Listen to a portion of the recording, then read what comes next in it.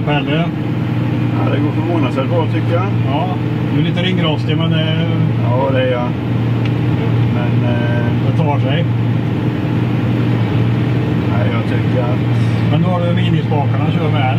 Ja, men det känner man ju sig hemma med. Det känner du är som att köra skogsmaskin. Ja. Det är ju en kant här som är lite dum. Försiktigt. Den sjunger försiktigt hela tiden, men det...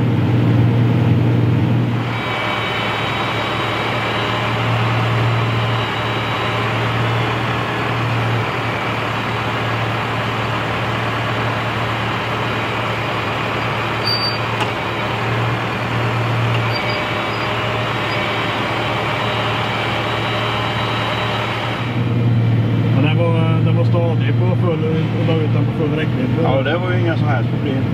Nu är det stödben i backen i och för sig, men det stod ju stadigt.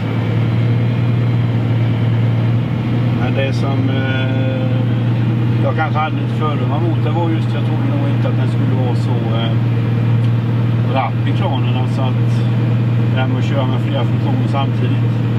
Inga problem. Nej, det är ju inga problem. Nej, men det är väl rätt bra pumpkapacitet på. Uppenbarligen. Ja, då var vi ute i skogen i Värnamo hos Jon och Lantmännen Maskins övningsområde. Det är en egen lekbana här. Jajamän. Perfekt. Du får berätta vad det är vi har bakom oss här. Ekipage. Absolut. Här har vi en Moheda 141 4VD med en M60-kran. Ja. Så det är en 7,5 meters kran. Räckvidd på denna med lavettstubben. Och vi har ju en navdrift på Robson-rullar. Som vi ser här då på bilden. Och det är 600 kubiks hydraulmotorer. 2 stycken. 14 tons lastkapacitet. Det som drar denna då är ju en Valtra 174, en M174 aktiv. Så det är ju en vanlig klassisk låda, egentligen växellåda, där du har möjlighet till att köra automatik. På traktorn har vi ju även fullt skogsskydd från Jake. Från Finland då, som är ihopbyggt i Valtra Unlimited-fabriken. Skogsdäck från Nokian, twin-track, skogstak. En anpassad traktor för skogen skulle jag säga. 200 hästars traktor, 201 till och med om vi ska vara petiga. Minispakar. Elspakar EOC, Mohedas system med skärm inställningsbart för alla funktioner egentligen som en skotare. Lastkännande hydraulik på traktorn, 160 minutliter. Går väldigt fint. Pelle som har provkört här, han har kört en del skotare genom åren, så att det var ungefär som att köra skotare. Det var inga problem att köra många funktioner samtidigt och bra kraft och rapp hydraulik. Ja, rapp hydraulik, och sen är det att du inte köper så höga varv. Det går tom. Väldigt mycket fint. Och du sa att det är lätt att koppla bort? Absolut. Det är ju egentligen, du har ju ingen pump utan du kör ju på traktorns hydraulik, så det är ju egentligen 4 slangar skulle jag tro och sen en elkabel. Så, kan vi kolla på det i skogen? Det tycker jag absolut vi gör. Vi gör det nu med en gång. Ja, Algot, du ska visa oss hur man kopplar loss här. Vi står ute i skogen här och stödbenen är nedfällda på båda sidor. Ja. Så det räcker, det är bara att koppla loss, säger du? Det är bara att koppla loss. Det är 4 slangar, 3 sladdar. Okej. Väldigt enkelt att göra. Ja. Så vi börjar med LS, signal, tryck och retur. Sen har vi broms till vagnen. Okej. Om man nu väljer det. Ja. Och sen har man elhandsken för de elfunktionerna. Ja.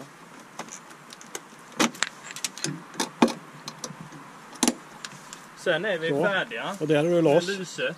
Ja, just det. Det gäller att komma ihåg också. Så. Så. Det är bara att sänka Så ner enkelt är hittkroken och släppa loss den då. Och då står den kvar på stödbenen här. Det gör den.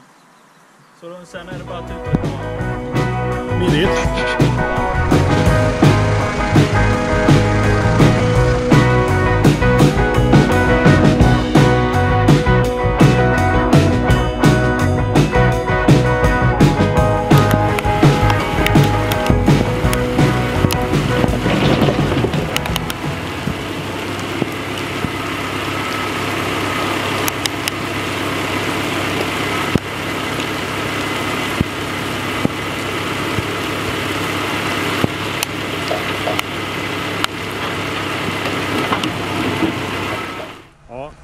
Det regnar, vi har gått över på vattentät kamera.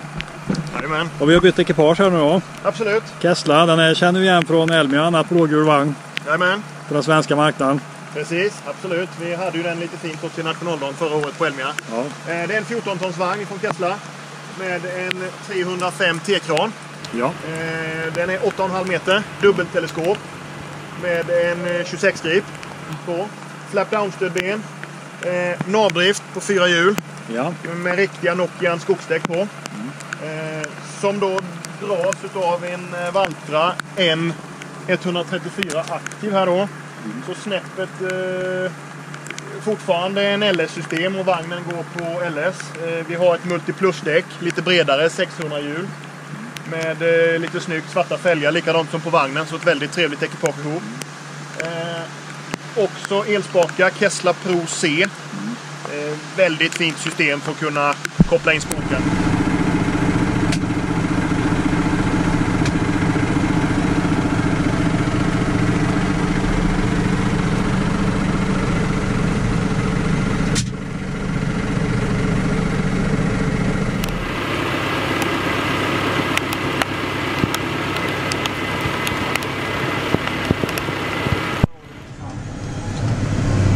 Man känner ju läget att den är grej. Den var skönare.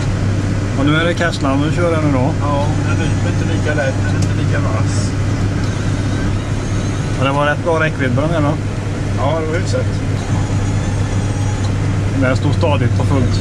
Ja, det var inga problem.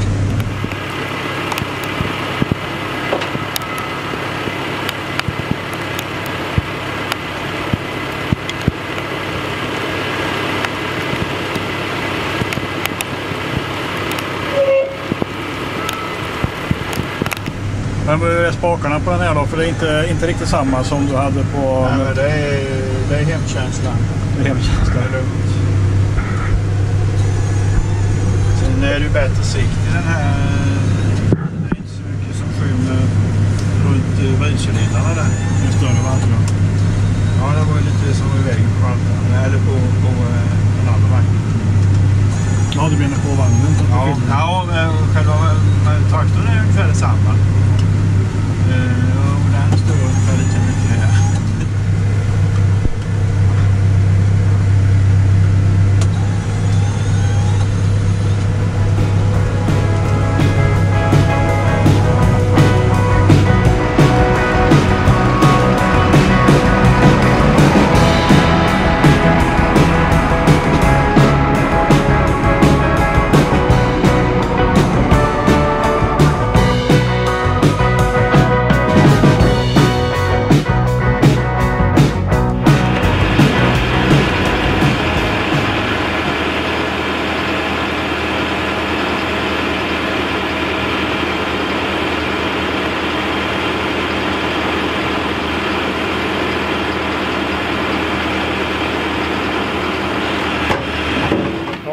Nu är vi inne på 10-tonsklassen här. Moheda först och sen så har vi bakom mig här nu så har vi också en Kessla som vi ska titta på. Men vad kan du säga om den här? Ja, här är en 10-tons M101 4VD med drift. Robson-rullar här också. 400 hjul, en M40-kran. 6,60 räckvidd. Här är en pump och tank på denna. Extern pump. Extern pump och tank, ja. Vi har inte mer än 90 liter på traktorn och är man lite van att spaka så behöver man ha lite bättre flöde. Och då kan man köra ut traktorn på lite lägre varv. Den är då PCL-spakar, hydraulservospakar. Så en rätt så simpel inkoppling utav spakarna in i traktorn. Lätt att koppla till och från här också. Vi har en Valtra N124 High-Tech med twin-track och skogstak. Skogsdäck, Ölmsta skogsskydd, grenavvisare och frontskydd är det på den också. Så den är rätt så fullutrustad denna med. Vi har arbetsbelysning på vipparmen på den här. Vinsch, kranpall. Ja, ett så komplett skogsekipage skulle jag säga. Trevligt kombinerat. Ja.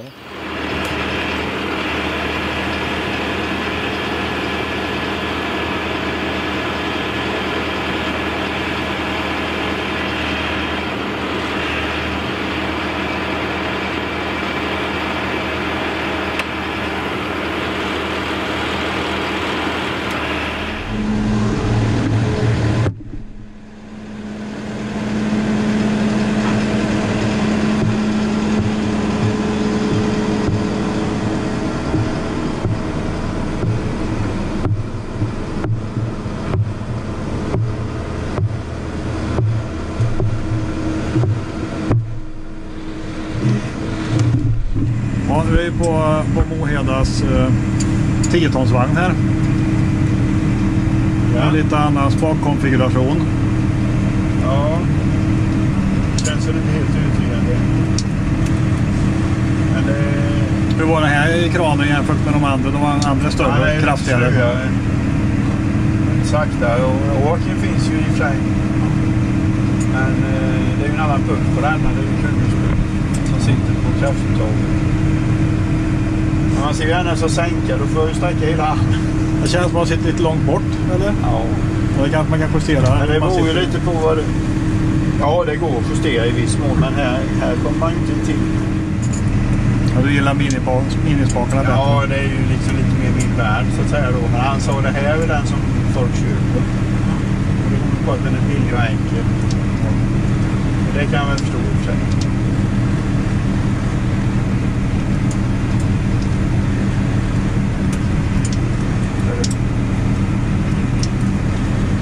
Den var rätt stadig på full längd där också. Det var inga problem med jag tänkte stabiliteten. Stödbilen är ju såklart. Så jag trodde, men det var inga problem. Nej. Det var inte från och så lång inkänning.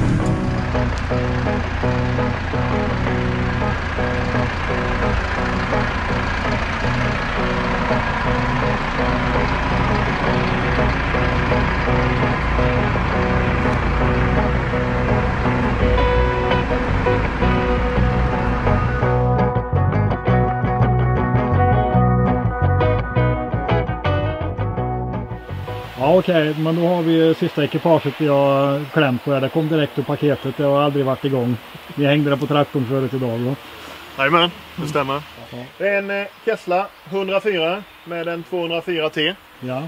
Och det är ju så att Kessla och Pato firar 60-årsjubileum, så det är ett litet anspel till detta då. Ja. I Patorött med svarta fälgar som finns nu under detta året som de kör en liten drive på. 6,80 räckvidd på kranen. 10 tons lastkapacitet på vagnen. 2,4 kvadratmeters area på lastutrymmet. Ja. Den här körs på traktorns hydraulik. Och det är också hydraulservospakar. Kesslas variant på detta. SD8 som de heter då. Och det här är inte driven den här vagnen eller? Nej, den är odriven. Ingen drift på denna. Då heter den 114 sa du? 114 HD heter den om det är drift och då är det 10 ton och samma lastarea och så vidare då. Ja. Så det är så det är uppbyggt. Framför har vi en A114 i svart lack med svarta fälgar. Och då kör vi vagnen på traktors hydraulik. Vi har ju 98 minutliter på traktorn. Spakarna inbyggt i hytten. Väldigt trevlig förarmiljö på denna också faktiskt. Ölmsta skogsskydd. Och deras vridplatta till stolen för att du ska få lite bättre plats in i hytten. Så ett fint bygge också, absolut. Ja, spakarna satt väldigt bra. Titta inåt Pelle där. Han fick dem tillräckligt nära liksom, bra arbetsställning på dem.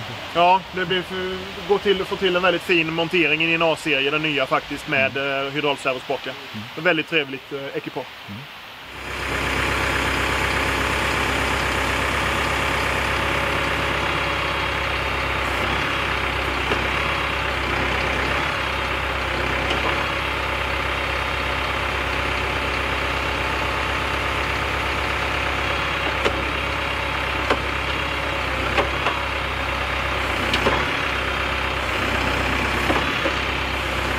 Ja, den här var nypackad direkt i paketet.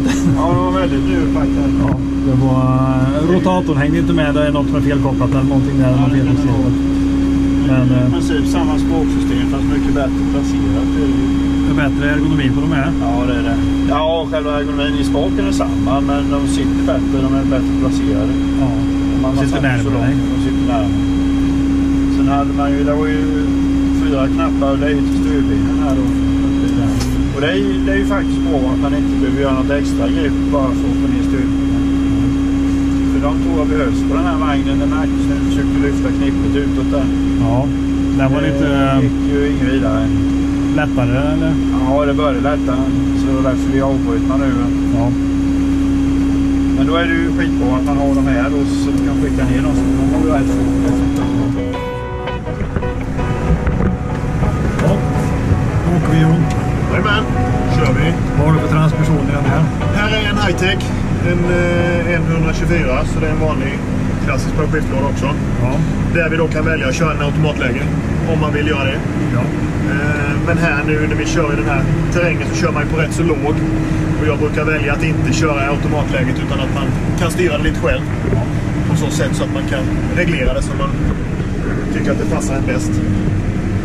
Så. Och den här traktorn då 124 är även utrustad med en turbinkoppling. Ja. Så att du har den möjligheten att slira lite på det i skogen också.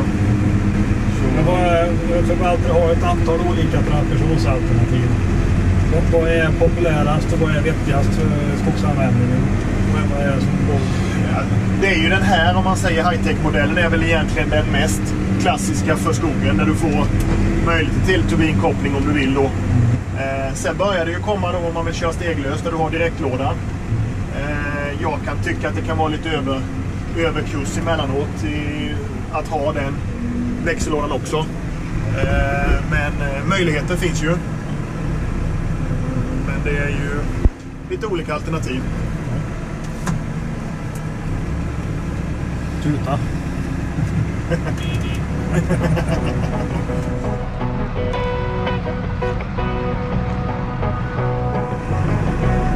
Så det är ju alla möjligheter för kunderna att ta sig hit om man vill testa detta. Ja.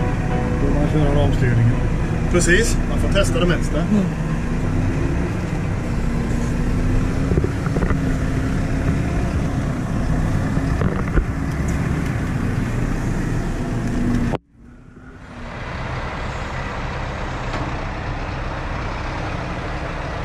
Mycket smidigt.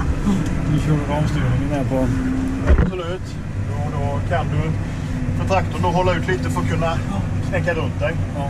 Så är det, Ja, det är ju en otrolig skillnad. ja, och väldigt mycket ett stort hjälpmedel utav det. Hur stor andel av skogsvagnarna ni säljer har ramstyrningar nästan till 100%? 100% skulle jag säga. Ja. Det är ju standard idag. Det är, Och du tar drivning då? Hur stor andel som har drivning? är då 30% kanske. Ja. 30, ja, mellan 30 och 40 skulle jag nog säga. Det är inte mer ändå. Nej, det är faktiskt alltså storsäljaren idag i Sverige skulle jag säga är ju 9-10 ton utan drift egentligen.